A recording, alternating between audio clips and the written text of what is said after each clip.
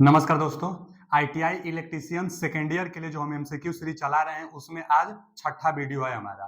DC motor अध्याय चल रहा है। तो आते हैं आज के वीडियो में पहला क्वेश्चन की तरफ। हम सारा क्वेश्चन का इमेज लेकर इसलिए आते हैं क्योंकि आपके दिमाग में छप जाए। तो इस वीडियो में सारा क्वेश्चन का हम इमेज लेकर आए हैं जिससे कि आपको अच्छी तरह से समझ में आए और ज्यादा दिन तक समझ में रहे। तो आते हैं इस अध्याय के आज के पहले क्वेश्चन की तरफ। पहला क्वेश्चन है कि किस प्रकार की आर्मेचर बाइंडिंग का चित्रण किया गया है। जो आर्मेचर होते हैं ना, जो पहले तो एक रोटर होता है जो रोटेट घूमने वाला पार्ट होता है, उस पर बाइंडिंग कर दी जाती है तो आर्मेचर बाइंडिंग कहलाती है। और आर्मेचर बाइंडिंग दो प्रकार से होती है, लैप बाइंडिंग, वेव बाइंडिंग। तो जो बाइंडिंग की जाती है वह बाइंडिंग डुप्लेक्स होता है, सिंपलेक्स होता है, ट्रिपलेक्स होता है। तो यह बाइंडिंग का एक प्रकार दिया है और कौन सा है विकल्प भी दिया है आपके सामने। तो देखिए इसी का यह संक्षिप्त रूप दिया है और पकड़ने का आसान तरीका कि जो पहला दिया है ना, पहला और यही वाला देखिए कहां पर जा रहा है, तीसरा पर। तो तीन में से एक घटा दीजिए, दो आ रहा है तो यह डुप्लेक्स बाइंडिंग होगा, यानी option number A is a right answer. सबसे आसान यहां से भी देख सकते हैं, जो पहला एक है और जाकर वो तीसरे पर आ रहा है तो तीन में से एक घटा दीजिए, जो बचेगा वही एक बाइंडिंग होगा। तो ये दो दो आ गया ना, इसलिए डुप्लेक्स बाइंडिंग है। आते हैं अगले क्वेश्चन की तरफ। एकदम आसान क्वेश्चन है यह। अगला क्वेश्चन जो हमारा है कि which growler test for armature is instrument. देखिए हम पहले बताए थे आपको कि आर्मेचर के लिए कौन सा ग्राउलर परीक्षण है। तो इससे पहले क्वेश्चन में एक आया था कि ग्राउलर चाहे आर्मेचर जो टेस्ट की जाती है, open circuit test, short circuit test और एक ग्राउंडिंग टेस्ट, तो वही है कि यह कौन सा टेस्ट है। पहले तो ग्राउलर है, यह ग्राउलर है। देखिए ग्राउलर का हम इमेज भी लाए हैं। तो यह जो ग्राउलर है आर्मेचर के लिए कौन सा टेस्ट किया जा रहा है, तो हम आपको तीनों टेस्ट बता देते हैं कैसे किया जाता है। देखिए पहला बात कि ग्राउंडिंग करने के लिए ना शाफ्ट को, जो ये मशीन होती है तो इसमें दो होल होता है। तो एक एक एक तो मशीन दोनों केबल निकाल लीजिए, दो होल से मिलीमीटर का जो दो होल होता है दोनों केबल को निकाल लीजिए और एक शाफ्ट पर अटैच कर दीजिए। और एक जो कम्यूटेटर होता है ना सेगमेंट, उस पर आप लगाते जाइए बारी बारी से। तो जब मीटर रीडिंग जहां नहीं देगा तहां ग्राउंडिंग हो जाएगी। अच्छा, जब ओपन सर्किट टेस्ट की बात आएगी तो ओपन सर्किट टेस्ट में ना दोनों आपको लीड, जो दो लीड निकलेगी इससे, दोनों लीड को आप इसी से समझिए, दोनों लीड निकलेगी और दोनों लीड को आप एक लीड को पहले तो यहां पर फिक्स किए रहिए, एक स्लॉट पर, एक कम्यूटेटर पर। उसके बाद अगला जो लीड होगा हमारा, बारी बारी से इसको घुमाते रहिए और चेक करते रहिए। जहां जहां रीडिंग देता रहेगा वो ओपन सर्किट नहीं है, और जब रीडिंग नहीं देगा तब ओपन सर्किट है। मतलब कि जैसे इस पर देख लीजिए कि एक जो लीड होगी, एक लीड को यहां पर फिक्स कर दीजिए और दूसरा वाला लीड को बारी बारी से प्रत्येक सेगमेंट पर चेक करते रहिए आप। जहां रीडिंग नहीं देगा ना वो ओपन है, तो ओपन हो गया। अब एक शॉर्ट सर्किट टेस्ट। तो शॉर्ट सर्किट टेस्ट में क्या किया जाता है ना कि ग्राउलर के ऊपर रखकर और एक इसके स्लॉट के जो ये कम्यूटेटर है, कम्यूटेटर के पैरेलल में एक ब्लेड लगा दी जाती है, जैसे यहाँ पर फिगर में दिखाया गया। यह पूछ सकता है कि यह फिगर कौन सा परीक्षण देता है, तो यह फिगर शॉर्ट सर्किट परीक्षण दे रहा है। शॉर्ट सर्किट परीक्षण करने के लिए, आर्मेचर बाइंडिंग का शॉर्ट सर्किट परीक्षण करने के लिए एक पैरेलल में, स्लॉट के पैरेलल में जो कम्यूटेटर है, सिगमेंट के पैरेलल में ब्लेड को रख लेंगे। कंपन ज्यादा होने लगेगी तो हम लोग, जहां कंपन ज्यादा होने लगेगी तो समझ लगेगा कि शॉर्ट सर्किट है, और जहां कंपन कम होगी तो शॉर्ट सर्किट नहीं है।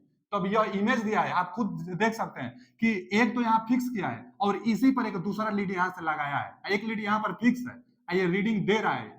तो मतलब इसमें से रीडिंग पढ़ा जा रहा है। तो ये कौन सा टेस्ट किया जा रहा है, तो दोनों लीड सेगमेंट पर रखा गया है, तो इसका मतलब open circuit test. Option A is a right answer. Open circuit test, short circuit test grounding के लिए एक शाफ्ट में द्वारा लगा दी जाती है, तो ग्राउलर है। आते हैं अगले क्वेश्चन की तरफ। जो हमारा अगला क्वेश्चन है कि डीसी मोटर में सामान्य से ऊपर और नीचे दोनों गतियों का प्राप्त करने के लिए किस गतिविधि प्रयोग में लाई जाती है, चाहे किसका। मतलब क्या पूछ रहा है ना कि सामान्य विधि मतलब रेटेड स्पीड जो होता है, रेटेड स्पीड जैसे क्या होता है, 2 पोल के लिए रेटेड स्पीड कितना होता है, 3000 आरपीएम। 4 पोल के लिए कितना होता है, 1500 आरपीएम। तो इसको रेटेड स्पीड चाहे बेस स्पीड कहते हैं।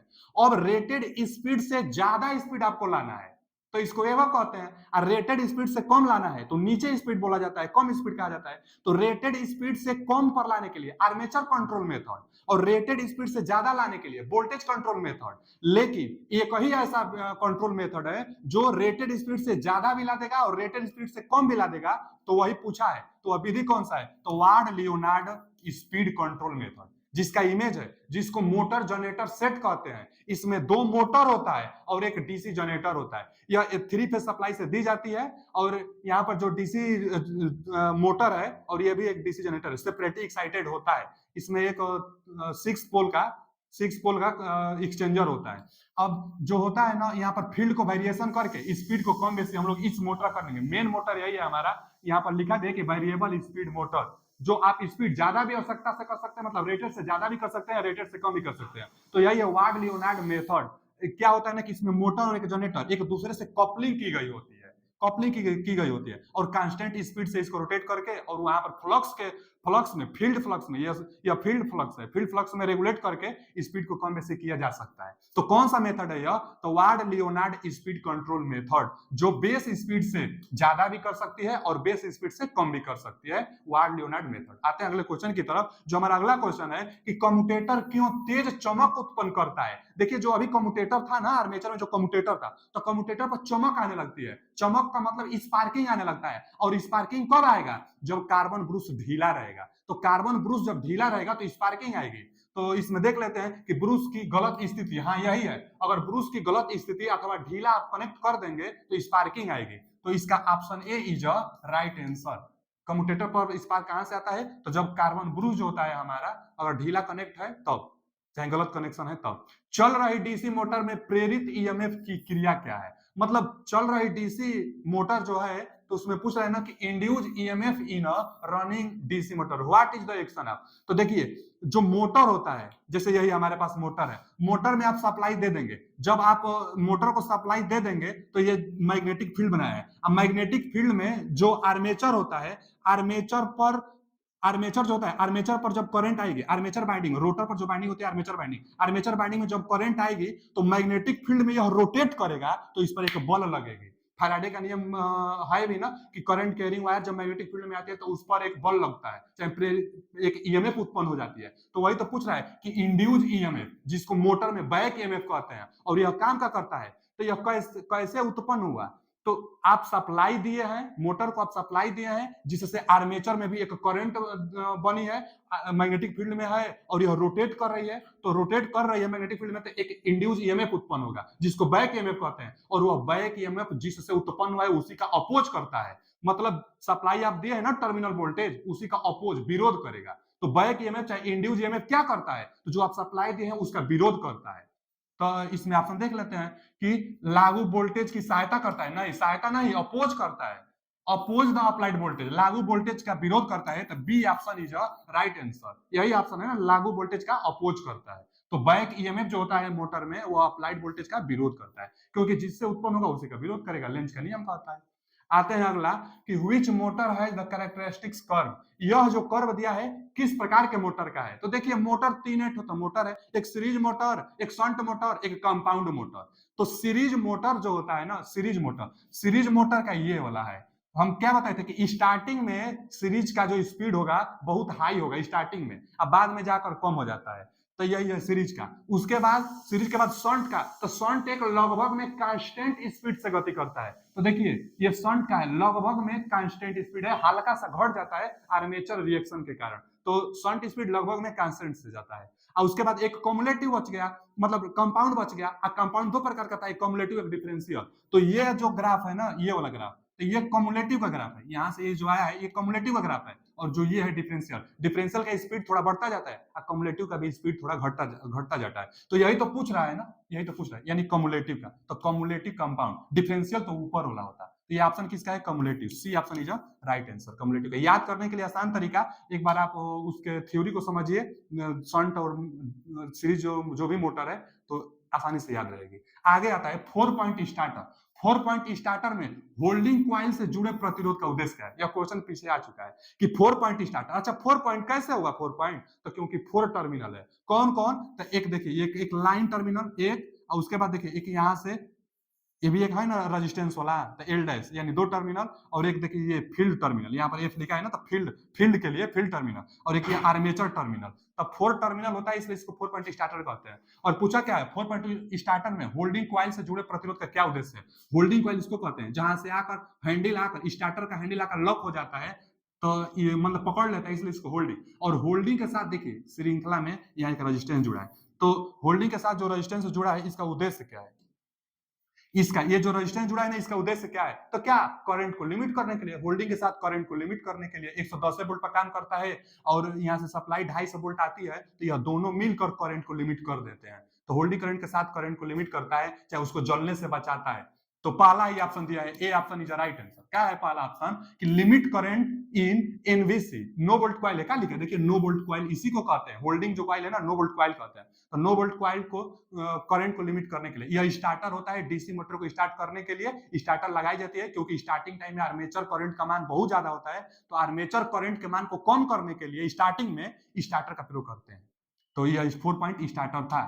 आते हैं अगले क्वेश्चन की तरफ। जो अगला क्वेश्चन है हमारा कि डीसी श्रृंखला मोटर में, मतलब डीसी सीरीज मोटर की फील्ड बाइंडिंग मोटी तार की क्यों बनाई जाती है? यही है ना डीसी सीरीज मोटर। तो डीसी सीरीज मोटर में जो ये फील्ड बाइंडिंग होती है, फील्ड बाइंडिंग मोटा तार का, जो मोटा तार होता है ना, मोटा तार का बनाई जाती है और कम टर्न का बनाया जाता है। क्यों कम टर्न का और मोटा तार का बनाया जाता है भाई? तो क्योंकि मोटा तार रहेगी तो करंट आसानी से जाएगी। करंट आसानी से जाने के लिए मोटा तार का और प्रतिरोध कम होता है उसका। एक शंट वाइंडिंग आता है ना, तो शंट वाइंडिंग ज्यादा टर्न होता है, ज्यादा टर्न होता है और पतला वायर होता है, तो उसका रेजिस्टेंस ज्यादा हो जाता है। तो कम टर्न रहेगा, कम टर्न जब रहेगा तो करंट आसानी से जाएगा, करंट ज्यादा जाएगी, करंट जब ज्यादा जाएगा तो फ्लक्स ज्यादा, तो स्पीड भी इसका कंट्रोल अपने अनुसार करते हैं। तो करंट को कम, मतलब अच्छा करंट जाने के लिए मोटा तार बना देने से अच्छा करंट प्रोवाइड कर सकते हैं। To carry the load current, load current को ले जाने के लिए अगला दिया कि अधिकतम प्रेरण रखने के लिए और आर्मेचर प्रतिक्रिया को कम करने के लिए, और यह है कि फील्ड वोल्टेज को विनिमय करने के लिए, मतलब रेगुलेट करने के लिए। तो ये भी ऑप्शन है, B option is a right answer. Load current को ले जाने के लिए, लोड करंट भाई मोटा तार रहेगा तो लोड करंट आसानी से जाएगी, तो लोड करंट को ले जाने के लिए, मतलब मोटा तार का रेजिस्टेंस कम होता है इसलिए। आते हैं अगला क्वेश्चन की तरफ। डीसी श्रृंखला मोटर का गति नियंत्रण विधि का क्या है? मतलब एक जो अभी था ना पीछे की डीसी सीरीज मोटर, तो डीसी सीरीज मोटर के कंट्रोल करने के लिए यह कौन सा विधि है? तो हम देख सकते हैं कि जो इसका फील्ड वाइंडिंग है पैरेलल में अलग अलग कनेक्ट कर दी गई है। एक ये कर दी गई है कि ये, तो ये पैरेलल में कनेक्ट की गई है, तो फील्ड पैरेलल मेथड। तो इसका ए option is a right answer, field parallel method. आसानी से दिख रहा है। आते हैं अगले क्वेश्चन की तरफ। जो हमारा अगला क्वेश्चन है कि कतरनी मशीन मतलब शेयरिंग मशीन, कतरनी मशीन मतलब शेयरिंग मशीन में कौन सा मोटर होता है? तो जो कतरनी मशीन किसको कहते हैं? कि देखिए जो ये मशीन हमारी लगी गई है, क्या होता है ना कि यहाँ पर मेटल आप रख देंगे, इस मशीन को जब आप चालू करेंगे तो एक बराबर मशीन कट होती जाएगी, कट होती जाएगी। जैसे यहाँ पर धातु का जो मेटल रखा गया ना, ये धातु का मेटल, इस मेटल को इसमें लगा दीजिए आप, और जब इसमें लगा देंगे मोटर चालू करेंगे, इसको ठेलते रहिए, दबाव इधर से देते रहिए, तो एक बराबर एकदम कट करती रहेगी, एकदम कांस्टेंट स्पीड से एक बराबर कट करती रहती है। तो कौन सा मोटर होता है कि लोड पड़े और एक समान गति दे? तो कम्युलेटिव कंपाउंड होता है। कम्युलेटिव कंपाउंड जो मोटर होता है, लोड पड़ने पर, अचानक लोड पड़ जाए, वेरिएबल अलग अलग लोड पड़ जाए, लेकिन उसकी जो गति होगी एक समान गति होगी। तो यही तो है, पूछ रहा है कि कतरनी मशीन में कौन सा मोटर? तो कम्युलेटिव कंपाउंड मोटर। आगे क्वेश्चन आएगा, आप ध्यान दीजिएगा। कम्युलेटिव कंपाउंड मोटर का क्या है कि वेरिएबल स्पीड पर भी, वेरिएबल लोड पर भी कांस्टेंट स्पीड देता है, कांस्टेंट स्पीड देता है। वेरिएबल अलग अलग लोड पर जो स्पीड होगी, यही है। क्या होता है ना इसमें कि स्टार्टिंग में तो मान लीजिए कि यह अपना फ्लक्स भूमिका निभाता है, जब फ्लक्स लोड पड़ता है और फ्लक्स की जब जरूरत पड़ती है तो यह जो सीरीज फील्ड वाइंडिंग है इसका सपोर्ट कर देता है, तो लोड पड़ने पर भी कांस्टेंट स्पीड देता है। तो कांस्टेंट स्पीड देता है कम्युलेटिव। हल्का फुल्का लोड हो तो वहां पर शंट भी देता है, शंट मोटर। ये कम्युलेटिव कंपाउंड मोटर लोड बढ़ने पर भी देता है कांस्टेंट स्पीड। आगे कहां डीसी कंपाउंड, फिर वही तो आएगा, DC compound motor are preferred. कहां डीसी मिश्रित मोटर का प्राथमिकता दी जाती है? तो लगातार लोड की आवश्यकता के लिए, कि नियत गति की आवश्यकता के लिए, कि उच्च आरंभिक बलागुण के लिए? तो ये तो कभी भी नहीं हो सकता है। फिर आगे अलग अलग लोड की आवश्यकताओं के अनुसार नियत गति, constant speed under wearing load requirement. D option is right answer. हम अभी बताए हैं कि जो डीसी कंपाउंड मोटर होता है अलग अलग लोड पर एक कांस्टेंट गति देता है डीसी कंपाउंड मोटर। तो वही तो ऑप्शन पूछ रहा है, तो D option is right answer. ये भी हो सकता है, लेकिन अलग अलग लोड पर कांस्टेंट दे तो ये तो अति उत्तम है। आते हैं अगला क्वेश्चन की तरफ। जो अगला क्वेश्चन है आज का हमारा कि डीसी मोटर के लिए स्टार्टर की क्या आवश्यकता है? डीसी मोटर के लिए स्टार्टर की क्या आवश्यकता है? हम अभी आज भी चर्चा किए, डेली लगभग क्वेश्चन आ जाता है कि डीसी जो मोटर होता है स्टार्टर की क्या आवश्यकता होती है? तो स्टार्टिंग टाइम में ना करंट, आर्मेचर करंट मान बहुत ज्यादा हो जाता है। जैसे आपका एक फॉर्मूला जानते हैं कि आई बराबर वी बटा में आर, आई बराबर V बटा में R। तो स्टार्टिंग टाइम में जैसे वोल्टेज कितना देते हैं आप 220 volt, armature current, armature resistance का मान तो बहुत कम होता है, लगभग 1 ओम। तो आर्मेचर जो रेजिस्टेंस होता है लगभग 1 ओम, तो कितना आ गया करंट, लगभग में 220 एम्पियर। अब आप ही सोचिए, आर्मेचर करंट स्टार्टिंग टाइम में 220 एम्पियर, बाइंडिंग वाइंडिंग सब जल जाएगा, बाइंडिंग जल जाएगा, इतना ज्यादा करंट है। तो स्टार्टिंग में करंट का मान बहुत ज्यादा होता है, उसको कंट्रोल करने के लिए हम लोग लगाते हैं एक स्टार्टर का, 3 पॉइंट स्टार्टर, 4 पॉइंट स्टार्टर, अलग अलग मोटर में ये लगाते हैं। तो स्टार्टर का प्रयोग क्यों करते हैं, तो आर्मेचर करंट को लिमिट करने के लिए। यहां से देख लेते हैं, आर्मेचर करंट को सीमित करने के लिए। D option is a right answer. Armature current को प्रयोग इसीलिए करते हैं कि आर्मेचर करंट को लिमिट कर दे। अब आगे आते हैं कि आर्मेचर बाइंडिंग का परीक्षण, फिर आगे आर्मेचर बाइंडिंग का परीक्षण ग्राउलर से करते हैं। पूछ क्या रहा है, आर्मेचर बाइंडिंग का परीक्षण करने के लिए किस प्रकार के उपकरण का प्रयोग किया जाता है, ग्राउलर। ये तीसरा बार क्वेश्चन आ रहा है, तो B option is a right answer, growler प्रयोग। ग्राउलर क्या है, यही है। ये कौन सा टेस्ट है, आप कमेंट में बताइएगा, ये कौन सा टेस्ट है, और फिर यही है ग्राउलर, इस पर आप लोग हम लोग रख देते हैं। तो हम बता देते हैं, ये शॉर्ट सर्किट की परीक्षण कर रहा है। ओपन सर्किट का करना होता तो बारी बारी से यहाँ पर इसमें से हुक लगाकर और बारी बारी से यहाँ पर टेस्ट कर लेते, रीडिंग देता, तो ओपन सर्किट का वो परीक्षण करता है। आते हैं अगले क्वेश्चन की तरफ। देखिए, यही स्टार्टर है, 3 पॉइंट स्टार्टर के होल्डिंग कॉइल को शंट फील्ड के साथ श्रृंखला में क्यों जोड़ देते हैं। तो पहले तो हम आपको बता दें कि जो 3 पॉइंट स्टार्टर होता है, रेटेड स्पीड से कंट्रोल करने के लिए ही इसका प्रयोग किया जाता है। वेग बढ़ेगा ना, मतलब स्पीड बढ़ेगा, तब इस स्टार्टर को कंट्रोल में नहीं लगाई जाती है, उसके लिए 4 पॉइंट स्टार्टर बनाई गई है। जब स्पीड बढ़े, इसीलिए ना सीरीज के लिए लगाई जाती है 4 पॉइंट स्टार्टर, शंट के लिए लगाई जाती है 3 पॉइंट स्टार्टर, क्योंकि जो सीरीज होती है उसमें वेग बढ़ने लगती है, तो इसलिए उसमें 4 पॉइंट स्टार्टर का प्रयोग करते हैं।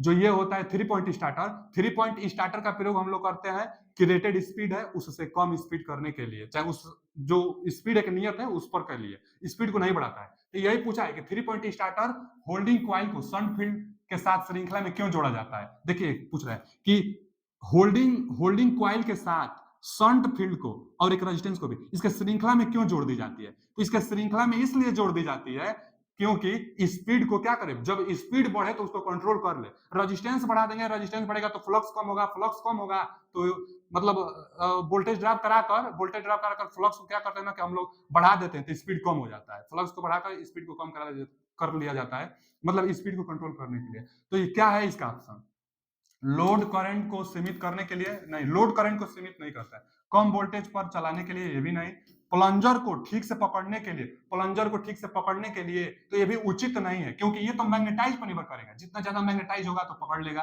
तो प्लंजर को ठीक से पकड़ने के लिए उचित नहीं है विकल्प। आगे दिया है कि उच्च गति से मोटर की रक्षा करने के लिए, ठीक है, D option is right answer. उच्च गति को हम अभी बताए हैं ना कि जब ज्यादा हो जाएगी तो फिर ये मतलब आ जाएगा। आते हैं अगले क्वेश्चन की तरफ। जो अगला क्वेश्चन है हमारा कि किस यौगिक मोटर की विशेषताओं के बिना बदले, देखिए डीओआर का मतलब अभी बहुत लोग नहीं समझ सकते हैं, तो डायरेक्शन ऑफ रोटेशन, फिर से पढ़ देते हैं हम कि किसी यौगिक मोटर मतलब कंपाउंड दिया है ना कि कंपाउंड मोटर, किसी कंपाउंड मोटर की विशेषताओं को बिना बदले डायरेक्शन ऑफ रोटेशन बदलने के लिए सबसे अच्छी विधि कौन सी है विकल्प में से। तो देखिए, यही है डीसी कंपाउंड मोटर। और डीसी कंपाउंड मोटर में मोटर की रोटेशन की डायरेक्शन, डीओआर मतलब डायरेक्शन ऑफ रोटेशन चेंज करने के लिए आप किस मेथड का प्रयोग करेंगे। तो हम एक बार यह पीछे बताए थे आपको कि कंपाउंड मोटर जो होता है इसमें आपको रोटेशन की दिशा चेंज करनी है, तो सबसे आसान तरीका होता है कि आर्मेचर के टर्मिनल को कनेक्शन चेंज कर दीजिए। जैसे A1 A2 दिया है तो क्या करिए, यहां से जो कनेक्शन है A2 पर लगा दीजिए, और जो A2 का कनेक्शन है A1 पर, मतलब A1 A2 जो टर्मिनल फिक्स है, इन कनेक्शन को बस एक्सचेंज कर दीजिए। तो क्या करेंगे कि आर्मेचर में धारा की दिशा बदल देंगे तो रोटेशन की दिशा बदल जाएगी। इसको बदलने में बहुत दिक्कत होगी ना, क्योंकि दोनों को बदलना पड़ेगा, नहीं तो कैरेक्टरिस्टिक्स चेंज हो जाएगी ना। हमारा कैरेक्टरिस्टिक्स चेंज ना हो इसके लिए शंट का और फील्ड का सेम डायरेक्शन होना अनिवार्य है। तो कैरेक्टरिस्टिक्स बिना चेंज किए हुए सबसे आसान तरीका कि आर्मेचर के टर्मिनल बदल दीजिए। तो इसमें से वही देख लेंगे, रोटेशन बदलने के लिए कौन सा अच्छी है, तो चेंज आर्मेचर करंट डायरेक्शन, तो ए option is right answer. Armature का बस दिशा बदल दीजिए, रोटेशन की डायरेक्शन चेंज हो जाएगी। आते हैं अगले क्वेश्चन की तरफ। जो हमारा अगला क्वेश्चन है, फिर आ गया 3 पॉइंट स्टार्टर से कि 3 बिंदु स्टार्टर मतलब 3 पॉइंट स्टार्टर के क्षेत्र के साथ श्रृंखला में जुड़े एनवीसी का क्या उद्देश्य है। फिर वही पूछ रहा है ना कि नो बोल्ट कॉइल का श्रृंखला में जुड़े शंट फील्ड वाइंडिंग का 320 स्टार्टर में क्या उद्देश्य है? तो गति में वृद्धि को रोकने के लिए। ठीक है, डी ऑप्शन। अभी पीछे हम चर्चा किए ना कि 320 स्टार्टर गति वृद्धि, रेटेड स्पीड से गति वृद्धि को रोकने के लिए 320 स्टार्टर, तो शंट मोटर के लिए 320 स्टार्टर का प्रयोग किया जाता है। भारी भार के अचानक डीसी मोटर का प्रयोग किया जाता है। हम पीछे बताए थे, एक बार इंग्लिश में पढ़े थे,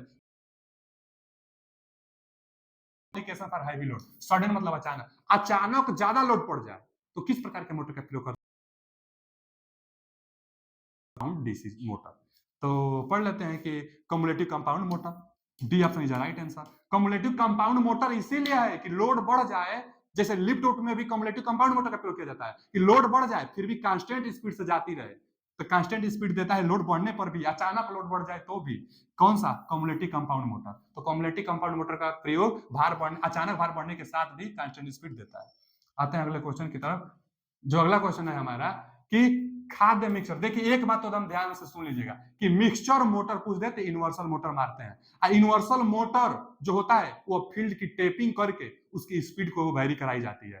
तो देखिए यहाँ पर टेपिंग भी दिया है। टेपिंग जो होता है ना, टेपिंग जो टेपिंग होता है, इसमें क्या होता है कि जो फील्ड टेपिंग होती है, कोई तो टर्मिनल निकाल दिया जाता है। जो फील्ड बाइंडिंग होती है ना, उसे टर्मिनल बहुत सारा निकाल दिया जाता है। अब बहुत सारा टर्मिनल निकालने के बाद यहाँ से अब अपने आवश्यकता अनुसार फ्लक्स को वेरी कराकर, अब जिस फील्ड टेपिंग पर जितना फ्लक्स चाहिए उतना आप जहां तक चाहिए और जितना चाहिए वहां पर आप लगाते रहिए, कॉइल को टर्मिनल उससे कराते जाइए, आवश्यकता अनुसार फ्लक्स मिलेगी और आवश्यकता अनुसार आपका वेग मिलेगा। तो इन्वर्सल मोटर मिक्सचर में और फील्ड टेपिंग की गई होती है।